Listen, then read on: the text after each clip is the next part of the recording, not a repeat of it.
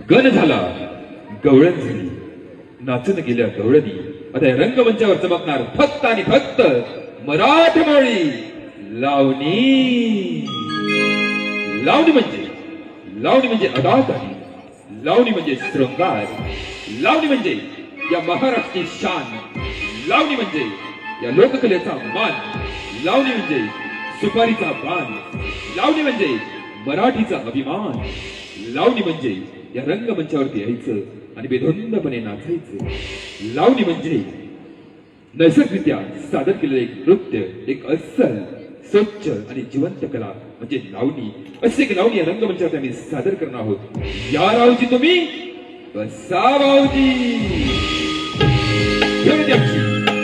लावणी होते लावणी सम्राट साधिका.